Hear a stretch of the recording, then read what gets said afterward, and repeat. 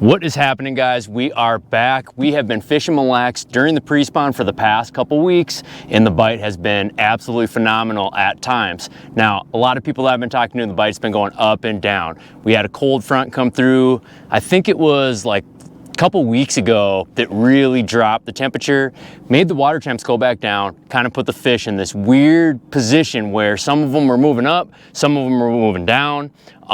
We had a lot of males and females pairing up on beds last week. The cold weather came in, busted them out, and all of a sudden all those females started to pull back into the mid depth range. Well, now we are walking right into June. We finally got some warm weather, and what's happening is now those females have returned back up to those shallower areas, and they're gonna start pairing up with those males again to do the deal. Now, I was just out a couple days ago filming with net baits. So that was a good time. And what we noticed at the very last day of filming, which would have been on Thursday, I believe, we seen a lot of pairs of fish up on beds, males and females. We also seen a lot of males locked on beds in primarily shallower areas in 8 foot and under. So you guys know me, I don't really like to bed fish that often. I'll take clients to go do it, but for the most part, I'm gonna go chase pre and post spawners. So what happened last week was you had this mixture. You had some fish that wanted to be on top, you had some fish that wanted to be on bottom. Now I think that the vast majority, unless we get a cold front that comes through, I think the vast majority of the bass are gonna be sitting up on the tops of these shelves. So we're gonna get into the baits right now. I'm gonna show you guys exactly what we're using out on the pond. In the last couple weeks in that cold front that came through, we were using a lot of bottom contact stuff and creeping moving baits. Like swimmers, we were rolling them just like this. Nice and ultra slow. That's how we were getting bit. Now, in June, a lot of stuff is gonna start floating in the water column. You're gonna see a lot of bass feeding up. And if you're using live scope, when you're pointing or panning your live scope around, you're gonna start seeing a lot of fish in the middle of the water column, even in 7, 8 feet. You're gonna start seeing them right in that center line.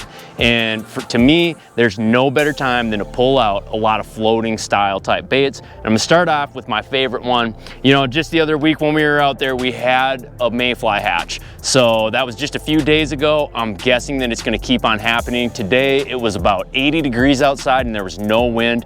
So be ready for the mayfly hatch. And whenever there's a mayfly hatch, that's when we love to throw fur. So what I got here, 1/8 ounce fighter fly. We're throwing it on a Halo HFX series 7'4" medium light. And this rod is one of the perfect rods for this application. As you guys can see, very parabolic bend, and I can chuck this thing a country mile. It's super whippy, and on these hair jigs, you got a really thin wire hook on them. So you really want to make sure that the rod has the perfect amount of bend and parabolic bend in it so that that fish don't snap or break your hook. You know, we're catching 5, 6 pounders on these things. And as you guys can see, that thin wire hook, you need the perfect rod for it at the end of the day in order to land those fish. And I am throwing it on a Daiwa Tatula 4000 LT. I got 8-pound test braid, and this is Power Pro SSV2. Now, typically I would use that Daiwa J braid, and I think that I'm actually gonna peel this off and put Daiwa J braid 8-pound test. I don't think that on the hair jig setup, you wanna go 10. I think 8-pound test is perfect. And then as far as my leader goes, I'm using 8-pound Seaguar Tatsu leader line. Now, one thing that I really like about the 8 to 8 is that you can cast super far. And so that is kind of the deal behind that. With the hair jig, you want that bait to get out there, like really far. And so one thing that I do, I tie on a super long leader. That way the fish can't see it. And yeah, I rock it just like that. Next, we got the Ned rig. So so I'll start off with the rig, all right? Ned rig, we got a Z-Man hula stick on it, and I got a 3/32 ounce Outcast Tackle Perfect net head. And the reason why we go so light is because we are fishing ultra shallow. So as a general rule of thumb, guys, whenever I'm fishing in 10 feet or less, I like throwing a 3/32 weight. It's just gonna make it to where that bait floats down there right. You know, when we're fishing smallmouth, it's all about the fall. So those guys that are saying, oh, they're not eating the Ned rig, Sam, Those guys oftentimes are throwing a rig that's way too heavy. It doesn't look realistic to the fish. The lighter the bait that you can get away with, the more realistic it looks to the fish. So 3 32nd ounce Ned head, and I got a Z-Man hula stick on it. And then what I'm doing is I'm running a 7-foot medium Halo HFX series spinning rod with a Shimano Vanford 4000 series. Now I've been messing with these 4000 series for a few years now. Guys, if you guys follow the channel, you guys know these 4000 series, I've been talking them up. I only owned a couple, now I own like 5 or 6. So definitely the way to go. We're running Daiwa J-Braid 10-pound test to 10-pound test Seagar and Vizex. So definitely a great combo for a Ned rig. Perfect bend in the rod, nice and sensitive to be able to pick up and feel those bites. Next, you gotta have a scope and bait on the deck. And I think I had this on last time, but this time I found an even better ball head jig for this application, guys. So I'll start off with the rig. Right here, this is the Net Bait Prop Duster. It's a 3.5-inch minnow style bait. And as you guys can see, this thing is just a badass little bait.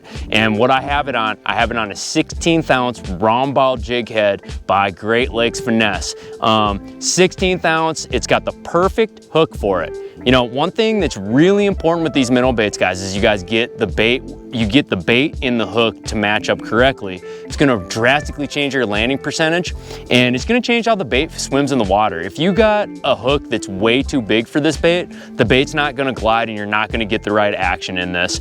And, you know, typically what I'll do, if you guys watched the last No More Secrets video, I had this bait hanging from a clip. On this ball head, you get plenty of action without the clip, so I went without it. And you know, for post spawn, guys, I like really small, subtle stuff that's really not gonna trigger the fish or spook the fish off, especially during this time of year when they're feeding on bugs and stuff like that. They're really not looking to put up a fight. They're just coming off post spawn, so definitely look to use light, subtler things like this prop duster. So the way I have this rigged, well, let me talk about the rod first. So this is a Halo BB series scoping rod. It was designed by Justin Hamner.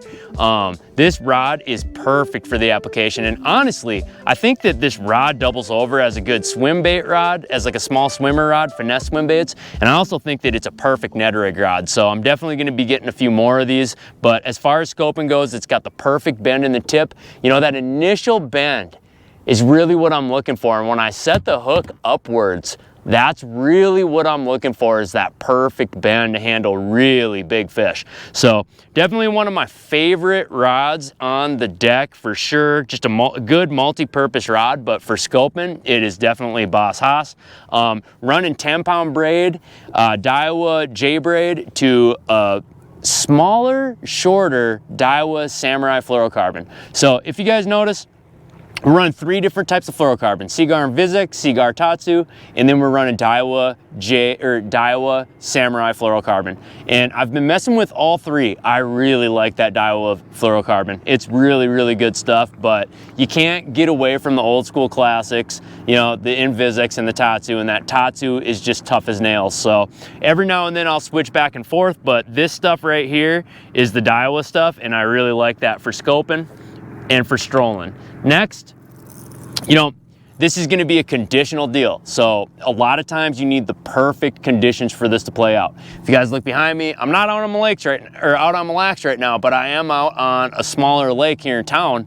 And one thing that happens when the water gets clean, my friends, is we get on a good topwater bite. So once you see the fish starting to poke that surface, one of the best things you can do is take a popper and throw it out and give it to them. So this right here is the Evergreen OB, and one of my favorite parts about it, and this is the 68, so it's a smaller one. One of my favorite parts about it is just the action that I get off of it. You know, it's definitely got the perfect action, gives the perfect amount of water displacement. And then guys, what I do is I'll take this and I'll take a piece of 20-pound monofilament and just tie a tiny little leader going to my braid, just so that I can make sure that the bait is gonna float right, and B, a lot of times what happens when you go straight braid is when you cast out, your bait can roll and it can get caught. That braid is really limp stuff, so it can get caught in your treble hooks really bad, and you start tangling and then you get a foul cast. We definitely don't want that to happen. One thing that you can do is to tie on this short little leader, and that's gonna stop that from happening. And then the way that I'm running it is on a casting rod. So I got a 7-foot medium casting rod, and I got it paired with a Daiwa Tatula 100 HSL, and then we have 20-pound Power Pro SSV2 going to that monofilament leader. And like I said, these Evergreen OB68s are the deal for catching them, guys. All right, next we got a wacky worm. So this is one of my favorite post spawn baits to throw. It's definitely one of the most subtle action baits that you can throw at these fish. And honestly, guys, I'm scoping these fish. So oftentimes what I'm doing is when I see a good school of them, I'll take this bait and just throw it right over the top of them, and you'll watch them go up and and they'll fight for it to see who can get it first. But anyways, I got just a Yamamoto Senko 4-inch. I don't run the 5-inchers, but I will run the 4s. And then all I have is just a simple Nico hook, a VMC #2 Nico hook, and just rigged just like this. I put the band on it just to make sure that I'm not going through a bunch of them. And then I'm running the KSI 2 Elite by Halo. And this is a medium 7-foot 4-action rod. It's perfect for this job, guys. I like the 7-foot 4 just for the extra length and good backbone on it. Running it with a Shimano Vanford 4000 XG. Again, these 4000 series reels are the way to go, in my opinion. And then same thing, Daiwa J-Braid 10-pound test going to a 10-pound test Daiwa Samurai fluorocarbon leader. Perfect setup for this wacky worm. Next, we got the jerk bait, but we don't got the regular style jerk bait. We have the Vision 110 Junior. And one thing that I'm gonna do, guys, before I throw this out, every time before I take this bait out, because we're gonna fish it a lot slower. Remember, it's post spawn. To me, when it comes to post spawn, I like using, okay, remember, it's post spawn. So to me, guys, for using post spawn, I like using smaller, like harmless style stuff, you know, and this Vision 110, just a little bit smaller than your full size jerk bait.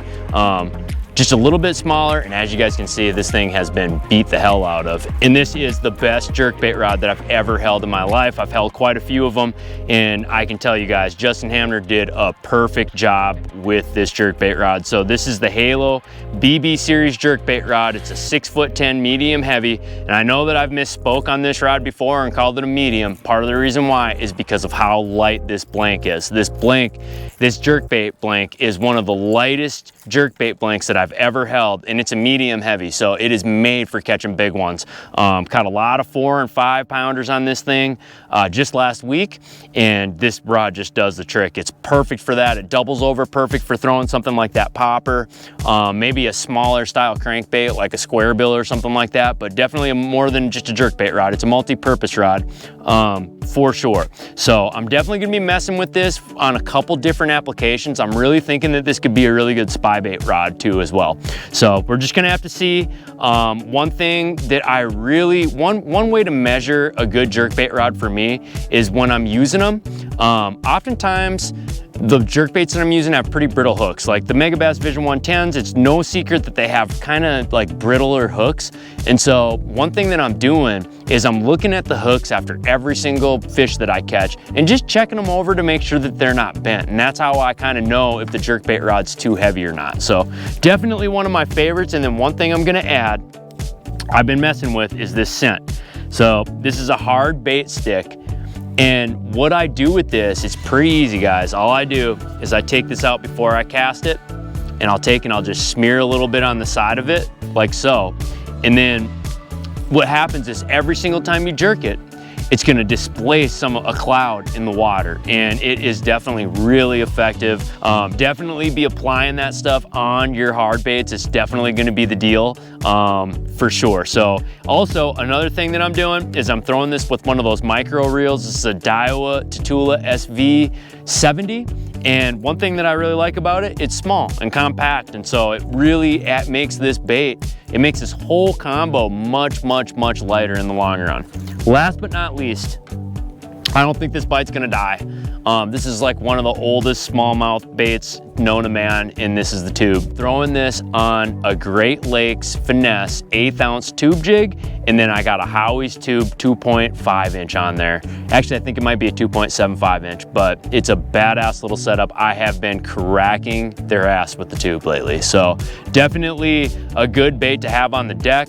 7'4", medium KSI tube length, same as the Wacky Rig setup. And one thing that I'm doing, 10-pound test Daiwa J-braid to a 10-pound test Daiwa Samurai fluorocarbon leader, and then I'm running the Shimano Sustain 4000 XG. So definitely the fish catcher of preseason. Pre-spawn fish, we were catching a lot of fish on this tube, and it was working really good. So I'm gonna keep it out on the deck for those finicky post-spawn fish. And guys, we will definitely be checking in with you guys at the end of the month to let you guys know how we do and to show you guys some of the baits that we're gonna be using in July. So tomorrow I'm going out, I'm fishing in Derby, then I got a string of guide trips after that. We're gonna try and keep on bringing you guys the YouTube content steady, and look out for more this summer. I've been really busy this spring running the trips and everything like that, but we're definitely gonna do more for you guys. So until next time, we'll see you on the water.